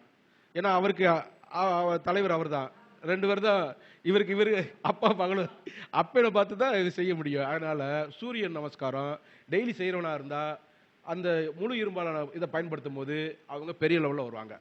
லைக் டாட்டா மாதிரி, மிட்டல், லட்சுமி மிட்டல் மாதிரி, ரைட்டுங்களா? அவங்களாம் நான் சொல்லவே வேணாம், அவங்களுக்குலாம் அவ்வளோ அட்வைஸர் இருப்பாங்க. இதை செய்யுங்க சொல்லு, அது சொல்ல வரேன். அடுத்து சூரிய வழிபாடு வந்து முக்கியமாக பார்த்தோம். சரிங்களா? அடுத்து முக்கியமான ஒரு விஷயம் என்னன்னா, நம்மளோட மூதாதையர்கள் பயன்படுத்தின பொருட்கள் இருக்கும். அதில் அதிர்ஷ்டம் இருக்கும். சில பழைய பொருட்களில் துரதிர்ஷ்டமும் இருக்கும். அதிர்ஷ்டமும் இருக்கும், துரதிர்ஷ்டமும் இருக்கும். நம்ம இப்படி போய்கிட்டு இருக்கும்போது ஆன்டிக் அப்படின்னு சொல்லுவோம். இப்போ அந்த ஒரு வார்த்தை ஆன்டிக் பொருளுங்க, பழங்காலத்து புராதனமான பொருட்கள் அப்படின்னு சொல்லி எதையாவது வாங்கிட்டு வந்து நம்ம வீட்டில் வச்சிடறோம். அப்படித்தானே? வாங்கிட்டு வந்ததுக்கப்புறம் அவனுக்கே தெரியாது அவன் வீட்டில் நடக்கக்கூடிய நெகட்டிவ் விஷயத்துக்கு போகிறான். அதுதான் காரணம்னு தெரியாது. நீங்கள் பழைய இந்த திரைப்படங்கள்லாம் பார்த்தீங்கன்னா ஏதாவது ஒரு பொருளை எங்கேயாவது எடுத்துகிட்டு வந்து வச்சோன்னே ஒரு பேய் வந்துடும். நீங்கள் நல்லா கவனிச்சு பாருங்க. முக்கியமாக இந்த ராவல் லாரன்ஸ் படத்துலலாம் அதெல்லாம் வரும். ஏதாவது ஒரு பொருளை பிடிக்கிட்டு வந்துடுவாங்க, வீட்டில் வச்சுருப்பாங்க, அதுலேருந்து பேய் வந்துடும். அது உண்மை. ஏன்னா அதான் துரதிர்ஷ்டம். உங்களை வச்சு செய்யணும்னு நினச்சா அது வரும். இப்போ ஒரு மேலே நீங்கள் வெளியிருந்து ஏதாவது ஒரு மெட்டல் வாங்கிட்டு வரீங்கன்னா அதை முழுக்க உப்பு தண்ணியில் போட்டு எடுத்து உள்ளே கொண்டு வந்தீங்கன்னா பிரச்சனை இல்லை. இல்லைன்னா நீங்கள் இறுகிடுவீங்க. மனசில் வச்சுக்கோங்க. அதே சமயம் தண்ணியில் முக்க முடியாத பொருட்கள் இருக்குது அப்படின்னா அதை மஞ்சள் கலந்த தண்ணீரை வச்சு மேலே வச்சு கிளென்சிங் பண்ணி முடிச்சதுக்கப்புறம் நீங்கள் வீட்டுக்குள்ளே கொண்டு வந்தீங்கன்னா நீங்கள் தப்பிப்பீங்க, இல்லைன்னா மாட்டிக்குவீங்க. முடிஞ்ச அளவுக்கு ஆன்டிக் பொருள்னு சொல்லி வெளியிலேருந்து வாங்கிட்டு வந்து வைக்கிற வேலையை அவாய்ட் பண்ணுங்க. சரிங்களா? அதுதான் ரொம்ப ரொம்ப கவனமாக வச்சுக்கணும். இல்லாட்டி நம்ம இறுகிடுவோம். அதை பார்த்துக்கோங்க. ஸோ நான் ரொம்ப பேர் அதை பார்த்துருக்கேன். அவங்க குடும்பத்தில் தரித்திரம் வந்த காரணம் இதுவாகவே இருந்திருக்கு. ஸோ நாங்கள் இந்த தரித்திரக்கு வார்த்தை பயன்படுத்த கூட ரொம்ப யோசிச்சு தான் பயன்படுத்துவோம். ஏன்னா அது பயன்படுத்தக்கூடாது. அது பயன்படுத்த நம்மளுக்கே அது வந்துடும் சொல்லுவாங்க. அதனால் அது அந்த இப்போ நான் புரிஞ்சுக்கணுங்கிறதுக்காக அவ்வளோ ஹார்ஷான வார்த்தையை பயன்படுத்துகிறேன்னு சொல்ல வரேன். ஸோ நீங்கள் வெளியிருந்து வாங்கிட்டு வராங்க, அது உங்களை பாடாப்படுத்தும்னு சொல்கிறேன். அதான். சரி, சாமி கும்பிட போகிறோம். பெருமாள் வழிபாடு பண்ணும்போது பார்த்தீங்கன்னா பெருமாள் சில சமயம் அரங்கநாதராக இருப்பார், சிலர் நிற்பார், சிலர் உட்காந்துருப்பார். அவங்ககிட்ட போய் வேண்டுதல் இருக்கு இல்லையா, அரங்கநாதர்கிட்ட போய் என்ன வேண்டக்கூடாதுன்னா எனக்கு செல்வம் கூட அது கூடன்னு வேண்டக்கூடாது. அரங்கநாதர்கிட்ட போனீங்கன்னா பாவம் போக மட்டும் வேண்டணும். உங்களோட பாவம் போறதுக்கு அரங்கநாதர். செல்வ வரம் அவர்கிட்ட கேட்கக்கூடாது. அது என்ன பண்ணா அந்த பாவம் சாபம் பெருகும், ரொம்ப கஷ்டம் வந்துடும். அதனால அரங்கநாதர்கிட்ட எது கேட்கணும் எது கேட்கக்கூடாதுன்னு இருக்கு. அதே மாதிரி நின்ற நிலையில் இருக்கக்கூடிய பெருமாள்கிட்ட செல்வம், சந்தோஷம், குடும்ப மேன்மை இதெல்லாம் கேட்கலாம். முகத்தை பார்த்து கேட்கக்கூடாது, அவர் பாதத்தை பார்த்து கேட்கணும். ஸோ பெருமாள்கிட்ட போய் கேட்கும்போது இந்த 2 வகையை ஃபாலோ பண்ணிங்கன்னா உங்கள் குடும்பம் விருத்தி ஆகும். அந்த செல்வம் வளம் எல்லாமே நல்லா இருக்கும். இதான். சரி, 12 ராசிக்காரங்க இருக்காங்க. அவங்களுக்கு ஏதாவது ஒரு வகையில் ஏதாவது ஒரு தோசை இருக்குது. அப்படி தானே இப்போ நம்ம சொல்லிக்கிறதுக்கு நாக தோசை இருக்கும், அது இருக்கும் ஏதாவது சொல்லியிருக்காங்க. அப்படி இருந்தால் எந்த ராசிக்காரங்க எந்த கோயிலுக்கு போயிட்டு வரலாம், வந்தால் நல்லாயிருக்கும்னு சொல்லி ஒரு 12 ராசிக்கும் சின்னது சொல்கிறேன். மேச ராசிக்காரங்க ராமேஸ்வரம், அண்ணாமலை, திருவானைக்கா. ராமேஸ்வரம், அண்ணாமலை, திருவண்ணாமலை, திருவானைக்கா மேசராசிக்காரங்க.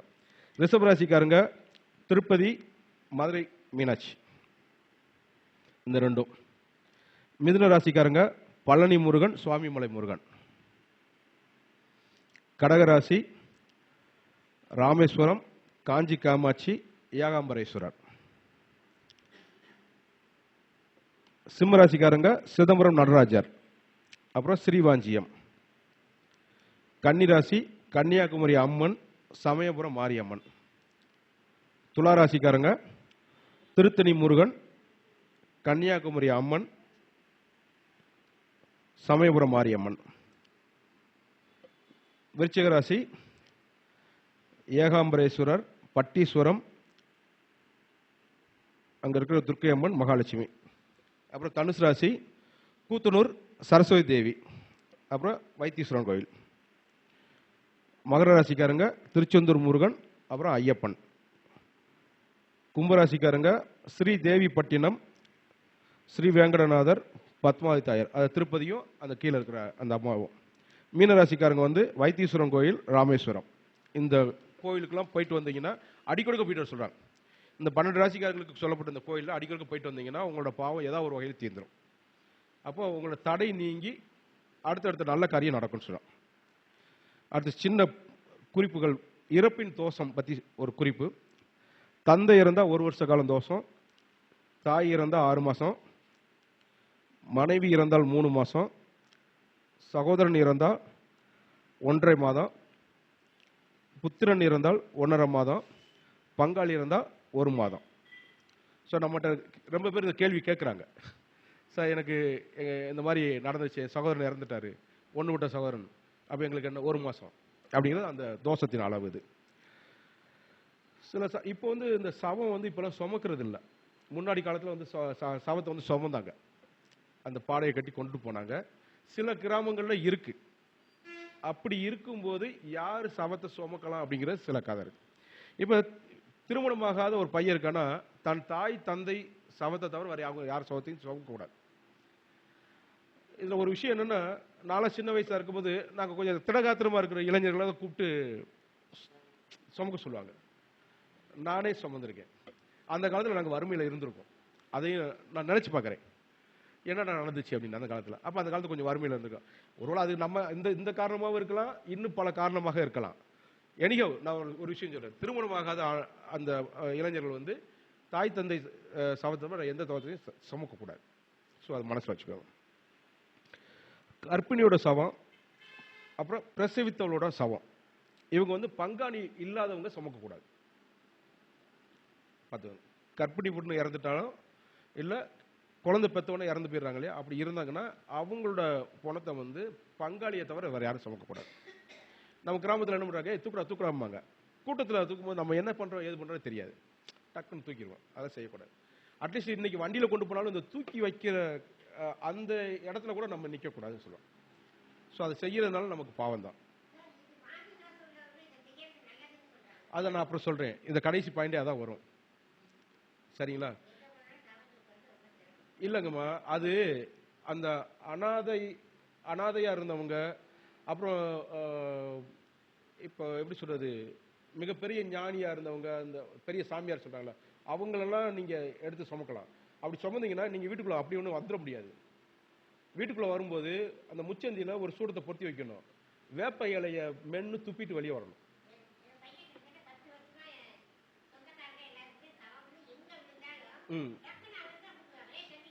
என்ன பண்றாரு இப்ப அவரு?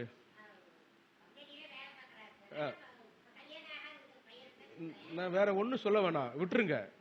பலன் கிடைச்சிச்சு. நான் வந்து ரொம்ப கஷ்டப்படுத்தலாம், மனசு நோகம் வைக்க சொல்ல விரும்பல. விஷயம் அதுதான். என்ன பண்றாருன்னு நான் ஏன் கேட்கிறேன்னா, அதான் அவரோட ரிசல்ட்.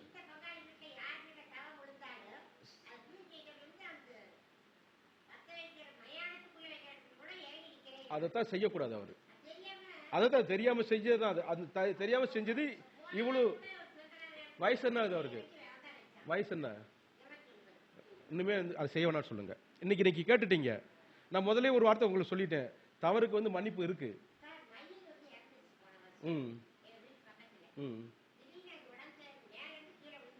சரிங்க.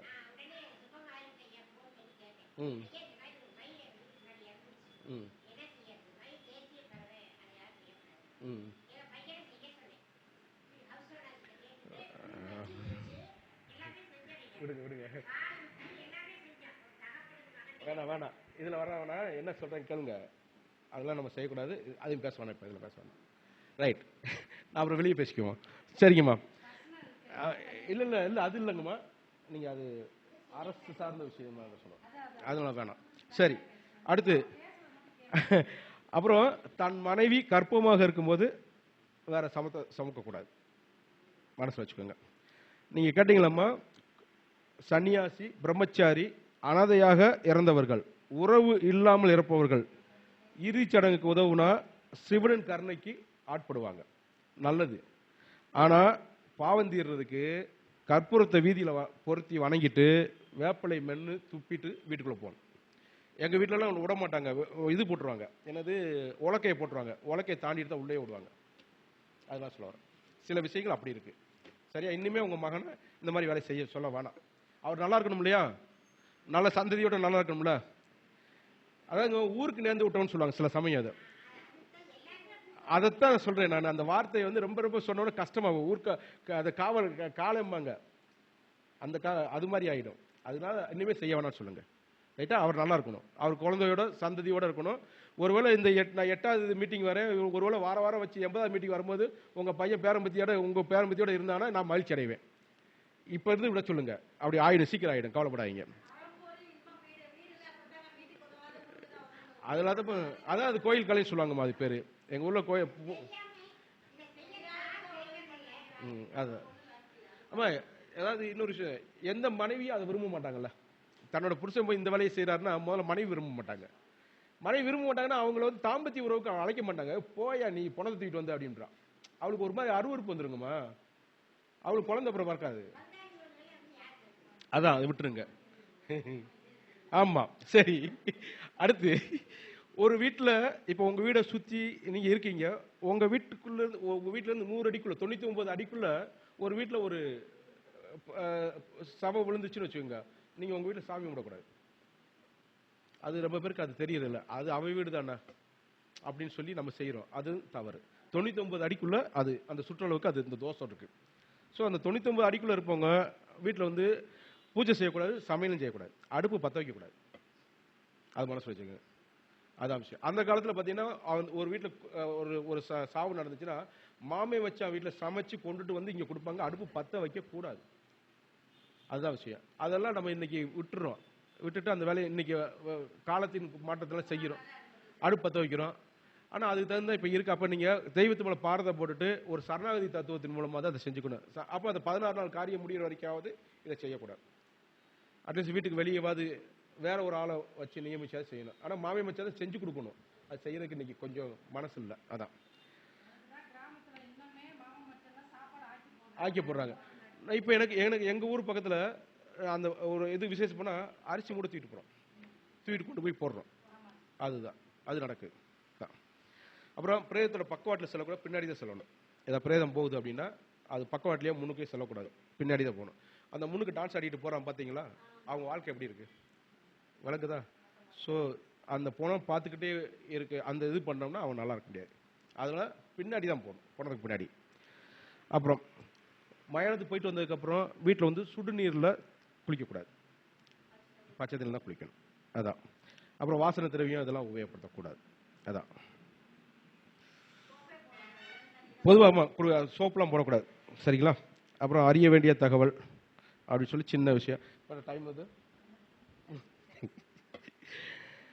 அப்புறம் ஒரு குழந்தை ஜனனம் ஆச்சுன்னா அந்த குழந்தையோட தாய் தந்தைக்கு வந்து தீட்டு இருக்கு. அப்போ கோயிலுக்கு போகக்கூடாது, பூஜை செய்யக்கூடாது, மரண சம்பவங்கள்லையும் கலந்துக்கக்கூடாது. மனசில் வச்சுக்கோங்க. அப்புறம் ஒரு கரு கலங்கி விழுந்து அந்த அழிஞ்சிருச்சு அப்படின்னா அது எத்தனை நாள் கருவோ அத்தனை நாள் தீட்டு அந்த குடும்பத்துக்கு இருக்கு. 1 மாதம் கழிஞ்சிச்சுன்னா அந்த 1 மாதம் தீட்டு, 30 நாள் தீட்டு, 2 மாதம்னா 60 நாள் தீட்டு. அந்த நாள் கணக்கு வச்சுக்கோங்க. ஆமாம், 2 மாதம்னா 60 நாள் தீட்டு. மற்ற பணத்துக்கு அப்படின்னா நம்ம சொல்கிறோம் பங்காளி 1.5 மாதம் அப்படி சொல்கிறோம்னா அந்த கணக்கு இல்லாமல் எத்தனை நாள் கருவோ அத்தனை நாள் தீட்டு. அது மனசில் வச்சுக்கோங்க. அப்புறம் பிரசவம் பண்ண தொட்டவனுக்கு 10 நாள் தீட்டு. அடுத்து அந்த பிரசவ வீட்டுக்குள்ள சாப்பிட்டவனுக்கு 10 நாள் தீட்டு. அதனால் அந்த ஜோதிட தொழில் பார்க்குறவங்க அதெல்லாம் சொல்லுவாங்க. நீங்கள் சொல்லும் போதே சடங்கு வீட்டுக்கு போனீங்கன்னா சாப்பிடாதீங்க, இந்த பிரசவ வீட்டுக்கு போனால் சாப்பிடாங்க, இறந்த வீட்டுக்கு போனால் சாப்பிடாங்க சொல்கிறாங்க இல்லையா? அது காரணம் இதான். ஸோ 10 நாள் தீட்டு இருக்கு, பார்த்துக்கணும். அப்புறம் குழந்தை பிறந்த வீட்டில் வந்து குழந்தைக்கு 3ஆவது நாளில், 6ஆவது நாளில், 10ஆவது நாளில் தீட்டு கழித்து பூஜை செய்யணும். இதை மனசு வச்சுக்கோங்க. குழந்தை பிறந்து 11 நாளைக்கு மேலே அசுவினி, ரோகிணி, புனர்பூசம், பூசம், உத்திரம், அஸ்தம், அனுசம், உத்திராடம், திருவோணம், அவிட்ட, சதயம் இந்த நட்சத்திரத்தில் ஜனன ஜாதகம் எழுதி பத்திரமா வைக்கலாம். இங்கே ரொம்ப பேர் நான் எனக்கு தெரிஞ்சு விவரம் தெரிஞ்சு இந்த ஏரியாவில் போகாம 1 வருஷம் கழிச்சு தான் எழுதுன்னு 1 வருஷம் கழிச்சு தான் எழுதுன்னு ராங்காக டைரக்ஷன் பண்ணிக்கிட்டு இருக்காங்க. தயவுசெய்து செய்யாதீங்க. 1 வருஷம் கழிச்சு எழுதக்கூடாதுங்கம்மா. நான் என்னை பொறுத்த முடிக்கும் நான் இந்த சொன்ன 14 எங்களுக்கு அட்லீஸ்ட் 30 நாள் ஆகுது. 30 கழிஞ்சு எழுத சொல்லுவோம். என்ன காரணம்னா சில குழந்தை பிறந்து அம்மா அப்பாவை பிரிக்கக்கூடிய யோகத்தில் பிறந்திருக்கும். சில குழந்தை பிறந்து அம்மா அப்பாவை பிரிக்கக்கூடிய யோகத்தில் பிறந்திருக்கும். அதை கண்டுபிடிச்சு சொல்ல தெரியணும். அது சொல்ல முடியாமல் விட்டு நீங்கள் 1 வருஷம் கழிச்சு எழுதுறேங்கிற பேரில் 2 வருஷம் கழிச்சு 3 வருஷம் கழிச்சு எழுதுறீங்கன்னு வச்சுக்கோங்க. அதுக்குள்ளே இந்த அம்மாவும் அப்பாவும் பிரிஞ்சு போயிட்டாங்கன்னு வச்சுக்கோங்க. யார் பொறுப்பு? சூரியன் சந்திரன் சஷ்ட அஷ்டகமாக இருக்குது, 2-12 இருக்குது. துவித்வாதாசா அப்படின்னு சொல்லுவான். 2-12, 6-8 சஷ்ட அஷ்டகம் இப்படி இருந்துச்சுன்னா சூரியன் சந்திரனும் அப்புறம் 4ஆம் இடத்து அதிபதி 9ஆம் இடத்து அதிபதி இவர்கள் தங்களுக்குள்ள இப்படி இருந்தாங்கன்னா அவங்க அம்மா அப்பா பிரிய போறாங்கன்னு அர்த்தம். நடக்கிற தசா புத்தி அதே இருந்துச்சுன்னு வச்சுக்கோங்க. என்ன பண்ணுவீங்க? அந்த பாவத்தை நம்ம சுமக்கக்கூடாது. 30 அதாவது நீங்க புண்ணியாதனை பண்ணிட்டீங்கன்னா முடிஞ்சிச்சிங்க தீட்டு. கோயிலில் நாளை எங்கள் பிள்ளைக்கு 30 நாள் மீனாட்சி அம்மன் கோயிலில் போய் அமுதப்பால் அந்த அமுதம் ஊட்டி தான் எங்கள் பிள்ளைக்கு பேர் வச்சோம். அவன் ஒரு சர்டிஃபிகேட்டே தரான், இந்த குழந்தைக்கு இந்த பேர் இங்கே வந்து வச்சாங்கன்னு சொல்லி சர்டிஃபிகேட் தராங்க. வெறும் 30 ரூபாய் எவ்வளோதான் அந்த ஃபீஸ் கட்டணும். தனியாக அதுக்குன்னு ஒரு இதே வச்சுருக்காங்க, டிபார்ட்மெண்ட்டே வச்சுருக்காங்க. ஒரு தனியாக ஒரு ஐயர் வராரு, அவர் வந்து அந்த பால் எடுத்துகிட்டு வராரு, அப்புறம் அரிசி கொண்டுட்டு வராரு, பேர்லாம் வச்சு கொடுக்குறாரு. 30 ரூபா தான் ஃபீஸ். மீனாட்சி அம்மன் கோயிலுங்க. நான் எங்கிட்ட ஜாதகம் பார்க்குறவங்களாம் மேக்ஸிமம் மீனாட்சி அம்மன் கோயிலுக்கு அனுப்பிச்சி விட்ருவேன். அந்த அம்மாவோட அமுதப்பால் மதுரை மீனாட்சிங்க, மதுரை மீனாட்சியில் எங்கள் பாப்பாக்கள் வாங்கி சர்டிஃபிகேட் வச்சுருக்கேன். எங்கள் பாப்பா அப்பயே காட்டி வந்து அவர் உனக்கு இங்கே தான் வச்சோம். அப்போ அவங்க பிள்ளைங்க என்ன பண்ணால் மனசுக்குள்ள பாசிட்டிவாக என்ன வரும், எனக்கு மீனாட்சி அம்மன் கோயிலில் எனக்கு பேர் வச்சாங்க, ஒரு பாசிட்டிவ் எண்ணம், நான் வந்து தப்பு செய்யக்கூடாது, தவறு செய்யக்கூடாதுன்னு சொல்லி அது ஒரு எண்ணம், அதுக்காக சொல்லுவார். ஸோ அந்த தீட்டு கழிஞ்சிச்சு அப்படின்னா நீங்கள் ஜாதகம் எழுதிடணும். எழுதிவிட்டு தாய் தகப்பனுக்கு ஏதாவது பிரச்சனை இருக்குன்னா நாங்கள் சொல்லுவோம், அடுத்து உடனே இன்னொரு பிள்ளை பெற்றுக்கோ, பிறக்க போகிற பிள்ளையோட ஜாதகம் உன்னை மாற்றி போடும். ஏன்னா நாங்கள் சில ஜாதகம் பார்த்துருக்கோம். ஒரு மூத்தவங்க ஜாதகம் கொடுப்பான், என்னங்க அஷ்டகமாக இருக்குது, சூரியன் உங்கள் அம்மா அப்பா பிரிஞ்சிருக்கு, இல்லை எங்கள் கூட தானே இருக்காங்க அடிமா, அப்போ உங்களுக்கு தம்பி இருக்கா தங்கச்சி இருக்கா, ஆமாம் எப்போ பிறந்தாங்க, அடுத்து 8 மாதத்தில் பிறந்துட்டு சிலருக்குலாம் இருக்குது, 10 மாதத்தில் அடுத்து 10 மாதத்துல ஜனனமான ஆள்லாம் இருக்காங்க, 8 மாதத்தில் ஜனனமும் இருக்குது, நான் பார்த்துருக்கேன். அவங்களோட ஜாதகம் மாறி போயிடும். தான் இந்த ஜாதகத்தை உடனே எழுதிடணும், எழுதி அவங்களுக்கு பலன் சொல்லணும். அதுக்கு சொல்லுவார். இங்கே என்ன சொல்லிருக்கு, 11ஆம் நாளில் இருந்து இந்த சொல்லக்கூடிய நட்சத்திர நாட்களில் அந்த இதை எடுத்து வச்சு எழுதிடலாங்கிறாங்க. இது ஒன்று. அப்புறம் உங்கள் வீட்டில் சுபகாரியம் ஒன்று நடந்திருக்கு, அடுத்தடுத்த சுபகாரியத்தை உடனே உடனே செய்யக்கூடாது. அடுத்தடுத்த சுபகாரியத்தை உடனே செய்யக்கூடாது. அந்த சுபகாரியத்துக்கு 6 மாத கேப் விடணும் மினிமம். ஏன் அப்படின்னா அந்த 2வது சுபகாரியம் நடந்தது அந்த அவங்களோட வாழ்க்கையை வந்து பின்னடைய வச்சிடும். நீங்க நல்லா பாருங்க, சில இடங்களில் சடங்கு கழிக்கிறேன்னு சொல்லி சகோதரிக்கு 2 பேருக்கு ஒரே இடத்துல சடங்கு கழிப்பாங்க ஒரே நாளில். ஒருத்தவங்க வாழ்க்கை தான் நல்லா இருக்கும். அந்த 2 கல்யாணம் ஒரே மேடையில் நடக்கும். ஒருத்தவங்க வாழ்க்கை நல்லா இருக்கும், ஒருத்தவங்க வாழ்க்கை பாதிக்கப்படும். ஸோ இதெல்லாம் காரணம் என்னன்னா இந்த சுபகாரியத்துக்கு கேப் விடணும். கேப் விடாம அடுத்தடுத்த 6 மாசத்துக்குள்ள வச்சீங்கன்னா அது பூராமே பிரச்சனை மாறும். இதான் கதை. ஆண் வந்து தனது ஜென்ம நட்சத்திரத்தில் மருந்து சாப்பிடக்கூடாது, தாம்பத்தியம் கூடாது, திருமணம் கூடாது, பிரயாணம் செய்யக்கூடாது, எண்ணெய் தேய்ச்சி குளிக்கக்கூடாது. அதான் ஆண் வந்து தன்னோட ஜென்ம நட்சத்திரத்தில். ஆமாம், புதிய துணி உடுத்தக்கூடாது, பெரியவங்களுக்கு திதி கொடுக்கக்கூடாது, இது ஆண்களுக்கு. பெண் தனது ஜென்ம நட்சத்திரத்தில் திரும்ப செய்து கொள்ளலாம், பிறந்த கிழமையில கூடாது, அது பலன் சொல்லலாம். புதிய நகைகளை வாங்க விசாகம், புனர்பூசம், பூரட்டாதி, உத்திரம் இந்த நட்சத்திரம் ஏற்றது, ஞாயிற்றுக்கிழமை கூடாது, திருதிய தேதி ஏற்றது, இதை மனசு வச்சுக்கணும். செவ்வாய்க்கிழமை வாங்கி, அதாவது செவ்வாய்க்கிழமை வந்து கடனை தீர்க்கலாம், புதன்கிழமை பணம் கொடுக்கக்கூடாது. அப்புறம் செவ்வாய்க்கிழமை மாதப்பிறப்பு, விருத்தி யோகம், ஞாயிற்றுக்கிழமையில் வரும் அஸ்த நட்சத்திரத்தில் கடன் வாங்கக்கூடாது. இதெல்லாம் நீங்கள் கடன் வாங்கினீங்கன்னா அந்த கடனை அடைக்க முடியாது. சித்திரை, வைகாசி, ஆவணி, ஐப்பசி, கார்த்திகை, தை மாதம் மட்டும் வீட்டு கிரகப்பிரவேசம் செய்யலாம், வீடு மாற்றமும் செய்யலாம். வீடு கிரகப்பிரவேசம் செய்கிற இடத்துல கர்ப்பிணி பெண்கள் இருக்கக்கூடாது. கிரகப்பிரவேசத்துக்கு கர்ப்பிணி பெண்கள் வரக்கூடாதுன்னு அர்த்தம், அதான் விஷயம். சரியா? அப்புறம் ஒரு கர்ப்பிணி பொண்ணு இருக்கு, அந்த கர்ப்பிணி பொண்ணோட அண்ணனோட ஒய்ஃபும் கர்ப்பிணியா இருக்குன்னு வச்சுக்கோங்க, 2 பேரும் நேருக்கு தான் சந்திக்கக்கூடாது. அப்படி சந்திக்கிற மாதிரி ஒரு சூழல் வருது, இல்லை சந்திச்சுக்கிட்டே இருக்க வேண்டிய சூழல் இருக்குன்னா 2 பேரும் வேற வேற பானையில் தண்ணி எடுத்துட்டு வந்து 2 பேரும் தண்ணியை மாத்திக்கணும்னு சொல்லுவாங்க. அப்படி மாத்திக்கிட்டீங்கன்னா அது பாதிக்காதுன்னு சொல்லுவாங்க. இது ஒன்று. ரைட். என்ன சொல்றேன்னா ரொம்ப போய்கிட்டே இருக்கு நினைக்கிறேன். மகிழ்ச்சி. அதாவது இன்னும் அடுத்த சந்தர்ப்பம் கிடைக்கும் போது இது மாதிரி இன்னும் அரிய தகவல்கள்லாம் கொண்டு வந்து உங்களுக்கு சமர்ப்பிக்க ஆசையோட இருக்கேன். அதுக்கு அவங்க சந்தர்ப்பம் கொடுக்கட்டும். ரைட்டுங்களா? ஏற்கனவே எனக்கு முன்னாடி பேசுகிற அவர் கோபி பிரியன், அவர் நல்லா பேசியிருந்தார். அவர் ஏகப்பட்ட சின்ன சின்ன விஷயம்லாம் நல்லா சொல்லியிருந்தார். அப்புறம் 12ஆம் பாவத்தை பற்றி அந்த அம்மா அற்புதமாக சொன்னாங்க. அதாவது பயப்படாதுன்னு ஒரு வார்த்தை அசால்ட்டு சொல்லி, அதாவது ரொம்பலாம் பயப்படாதீங்க, அதில் ரொம்பலாம் தீமை தராது அப்படிங்கிற விஷயம்லாம் சொல்லியிருந்தாங்க. ஸோ இது மாதிரி இங்கே பேசுகிறவங்க எல்லாமே நல்லா அரிய கருத்துக்களை சொன்னாங்க. குருநாதர் ஐயா சொல்லவே வேணாம், அவர் மடை திறந்த வெள்ளம் போல அசால்ட்டாக. அப்போலாம் எனக்கு யோசிச்சு ஒத்தால வச்சுக்கிட்டு உட்காந்து போல பேசுகிறாரே அப்படின்னு. ஆனால் அசால்ட்டாக 10 உள்ளுக்கு 100 பேர் உட்கார மாதிரி பேசுகிறாரு.